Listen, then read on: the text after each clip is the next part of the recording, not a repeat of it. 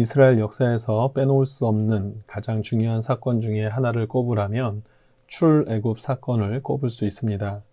400년의 오랜 시간 동안 남의 땅에서 종노릇하며 살던 이스라엘 백성들의 이 고통의 소리를 들으시고 구원해 주신 하나님의 은혜의 사건이죠. 이와 같은 은혜의 시간을 경험한 이스라엘 백성들에게 하나님은 훗날 언약을 맺게 하시는데요. 그 언약의 내용 중에 하나가 이것입니다.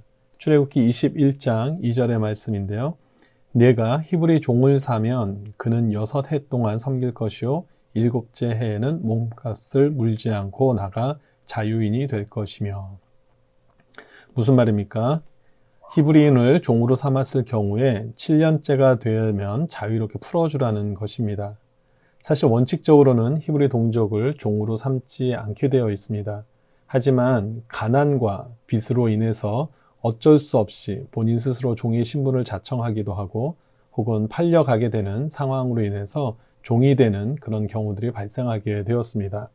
하지만 그렇다고 할지라도 그들을 종으로 대하지 말고 품꾼의 한 사람으로 여기면서 잘 대해주라고 말씀하시고 또한 7년째가 되었을 때는 종의 신분을 반드시 벗겨주라고 말씀을 하십니다. 앞에서도 언급했듯이 한때는 온 이스라엘 민족이 애굽 땅의 종의 신분으로 살던 그런 시절이 있었죠. 그래서 이스라엘 백성들이야말로 누구보다도 종의 서러움을 알고 그들의 심정을 잘 알고 있었을 것입니다. 특별히 그들이 종의 신분을 벗어날 수 있었던 이유도 그들의 힘과 능력에 의해서가 아니라 100% 하나님의 은혜였음을 그들은 분명히 알고 있었습니다.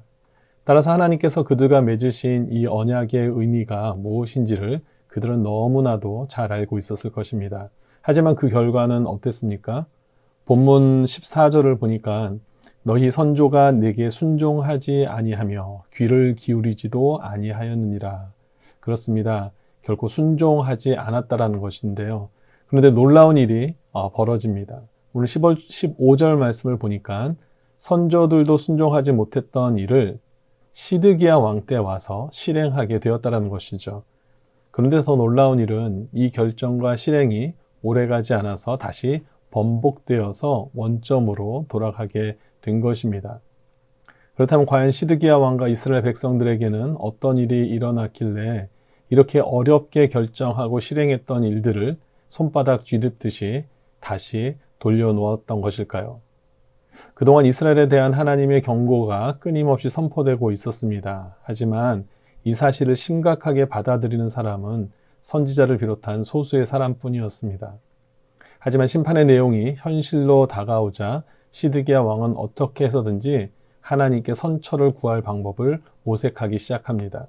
그리고 그들이 할 수 있는 가장 선한 것 중에 하나가 동족 가운데 종의 신분을 벗겨주는 것이라고 판단을 한 것이죠. 그리고 이렇게 하면 현실적으로도 이스라엘에게는 큰 도움이 될 것으로 판단했었습니다.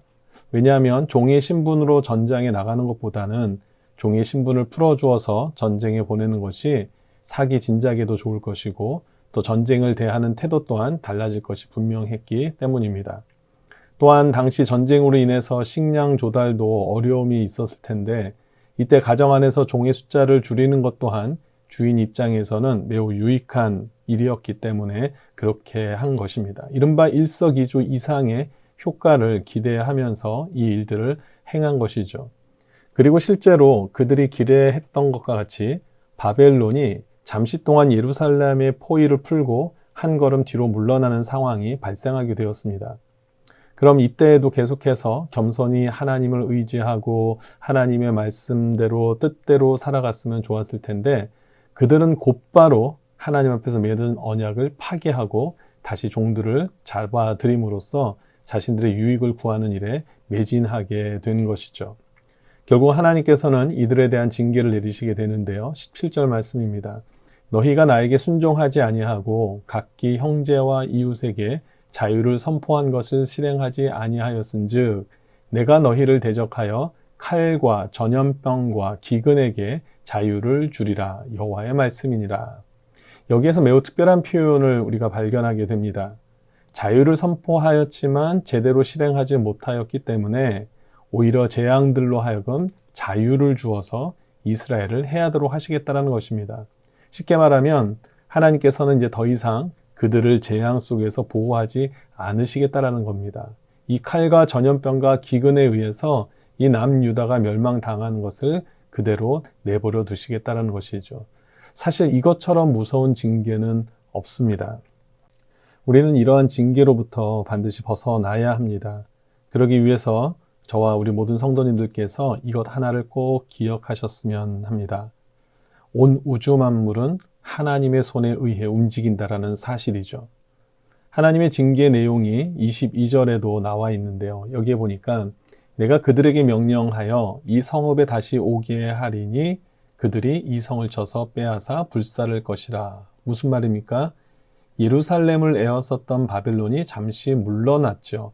하지만 다시 이 바벨론을 통하여서 예루살렘을 공격하게 하겠다라는 것입니다.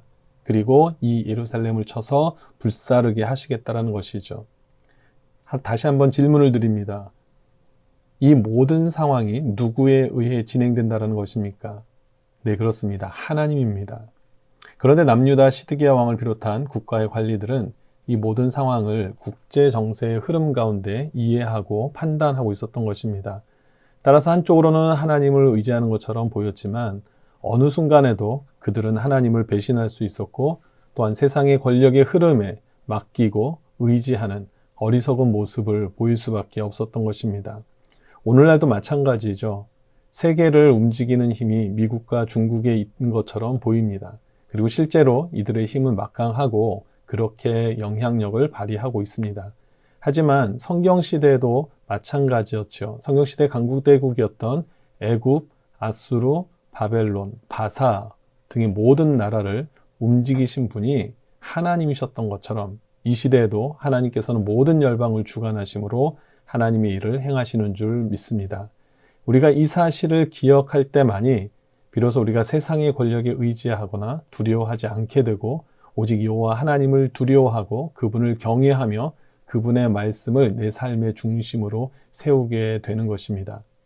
그리고 이와 같이 주님의 말씀이 내 삶의 중심이 되어 살아가는 자들, 순종하며 살아가는 자들에게는 칼과 전염병과 기근이 우리를 자유롭게 해하지 못하도록 하나님께서 반드시 지키시고 보호하시는 줄 믿습니다.